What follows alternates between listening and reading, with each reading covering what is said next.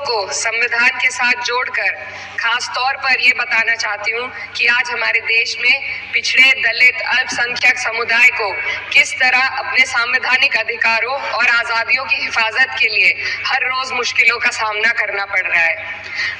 Doctor B.R. Ambedkar के कथन से अपनी बात रखना चाहती हूँ। उन्होंने कहा था, मुझे अपने भारतवर्ष पर फक्र है कि जिसके पास ऐसा संविधान है जो लोकतंत्र, समाजवाद और सेक्युलरिज्म को संजोता है। लेकिन आज ऐसा लगता है जैसे संविधान की किताब तो है पर इसे चलाने वालों का ईमान गुम हो गया है। आज हिंदुस्तान में हर वर्ग को किसी न किसी चुनौती का सामना करना पड़ रहा है, मगर अल्पसंख्यक खासतौर पर मुसलमानों पर जो कहर टूटा है वो किसी से छुपा नहीं है। ये लोग सिर्फ अपने मजहबी पहचान की वजह से निशाने पर हैं। संविधान का अनुच्छेद 15 कहता है कि किसी भी नागरिक के साथ धर्म, जाति या किसी और वजह से भेदभाव नहीं होना चाहिए, लेकिन हकीकत इसके उलट है।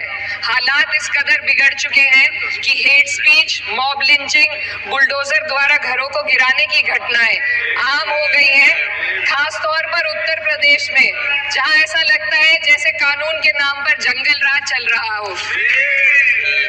संभल में जो हुआ वो सबके सामने है।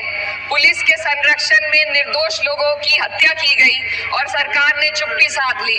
अल्पसंख्यकों पर हिंसा बढ़ती जा रही है, मगर सत्ता में बैठे लोग या तो आंखें मूंदे हुए हैं या फिर इन घटनाओं को बढ़ावा दे रहे हैं। हद तो तब हो जाती है जब न्यायपालिका की बात भी अनसुनी कर दी जाती है। सुप्रीम कोर्ट ने मॉब लिंचिंग पर 11 सूत्रीय निर्देश जारी किए थे। इसमें साफ कहा गया था कि राज्य सरकारें और पुलिस इस तरह की घटनाओं को रोकने और दोषियों पर सख्त कार्रवाई करने के लिए जिम्मेदार है, लेकिन आज भी इन निर्देशों पर अमल नहीं हो रहा है। हाल ये है कि मॉब लिंचिंग को रोकने की बजाय सत्ता में बैठे लोग आग में घी डालने का काम कर रहे हैं। उनकी जुबान से ऐसी बातें निकलती हैं जो नफरत को और बढ़ावा देती है। ये अशांति अब इतनी गहराई तक फैल चुकी है कि हमारे समाज के धर्मनिरपेक्ष चरित्र पर गंभीर सवाल उठ रहे हैं। साल की शुरुआत में ही कई राज्यों में दुकानदारों को अपने नाम बोर्ड पर लगाने के लिए मजबूर किया गया। इसे सेहत और सुरक्षा के कानूनों का हिस्सा बताया गया, मगर असल मंशा कुछ और थी। ये कदम खास तौर पर मुसलमान दुकानदारों को निशाना बनाकर उठाया गया ताकि उनकी रोजी रोटी पर चोट की जाए। पिछले हफ्ते मुरादाबाद में एक मुस्लिम डॉक्टर को हिंदू बहुल्य मोहल्ले में घर खरीदने पर विरोध झेलना पड़ा। वजह बताई गई कि इससे मोहल्ले की सामाजिक शांति बिगड़ जाएगी। अब आप ही बताइए, क्या ये वजह सही है, जायज है? असल में ये छोटी बड़ी घटना इस बात का सबूत है कि सांप्रदायिकता को बढ़ावा देने वाले बयान और नीतियां हमारे समाज को अंदर से खोखला कर रही है। उत्तर प्रदेश में यति नरसिंहन ने बेहद घटिया बयान दिया, लेकिन सरकार इन बयानों पर कोई कार्रवाई नहीं कर रही। हेट स्पीच न केवल जनमानस के विचारों को प्रदूषित करती है, बल्कि इससे अब संवैधानिक पदों पर बैठे लोगों को भी प्रभावित कर दिया है। अभी हाल ही में माननीय उच्च न्यायालय इलाहाबाद के माननीय न्यायाधीश ने ऐसे बयान दिए जिसका संज्ञान खुद सुप्रीम कोर्ट को लेना पड़ा। संविधान के अनुच्छेद 29 और 30 ने अल्पसंख्यकों को उनके मजहबी और सांस्कृतिक हक दिए हैं ताकि वो अपनी पहचान को बचा सके और अपने संस्थान चला सके, लेकिन आज उन्हीं हकों पर हर तरफ से चोट की जा रही है। वक्फ जैसे बिल लाकर उनके धार्मिक अधिकारों को छीनने की कोशिश की जा रही है।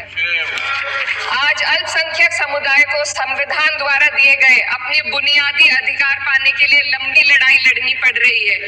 ऐसे कई मामले अदालत ने न्याय देकर संविधान की रक्षा की है, लेकिन अदालती प्रक्रिया में जो समय लगता है उसकी वजह से देश के सामाजिक ताने बाने को भारी नुकसान उठाना पड़ता है। मिसाल के तौर पर इलाहाबाद हाई कोर्ट ने 2004 के मदरसा एक्ट को रद्द कर दिया था, जिससे मदरसों के संचालन पर सवाल उठे।